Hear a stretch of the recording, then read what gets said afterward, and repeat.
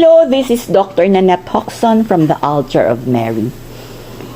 Doktora, kahit naman nasabihan namin sila, hindi sila naniniwala, no? Hindi nila, pinagtatawanan nila kami, no? Hindi kami pinapakinggan. Ay, huwag niyo pong intindihin yon. Kasi ang sabi nga ay, ang mga pinanggalingan natin ay tinatawag na divine at yung hindi divine. Ang tawag nila biologic. So, pag ikaw naintindihan mo ito, no, nabuksan mo na yung mind mo, ikaw ay makikita mo na ikaw ay nanggaling sa divine. Or ako, binibase ko sa Bible, no? 'Di ba after nung flood ni Noah, meron siyang nagkaroon ulit ng bagong human race through his children, si Shem, si Japheth, at si Ham.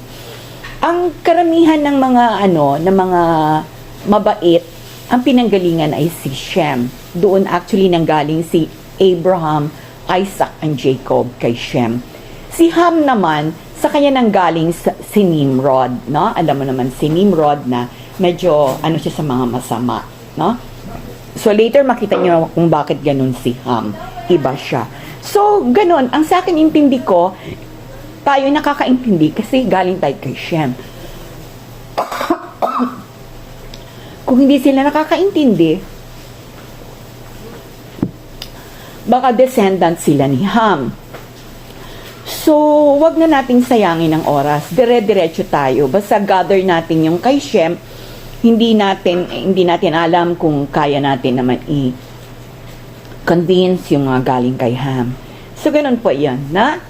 Doon tayo sa anong nature natin. We are from a divine nature. So, doon tayo. No? Huwag pipilitin yung mga iba. Pag nakita mong parang hindi sila, at saka makita mo sa friendship, hindi ka nila talaga tunay na friend, no? Kaya ako talaga sabi ko, friendship reboot ako, no? Marami man ang mainis, ganun po. Hanapin na po talaga natin kung sino yung ating mga ka-tribe, no? Kasi sila ay nagdadagdag ng energy sa atin. Pag yan ay hindi naman natin nagkukunwari lang, hindi naman talaga natin kakampi, negative energy yon binibigay nila. Okay? So, ganun na lang. Bye-bye sa kanila.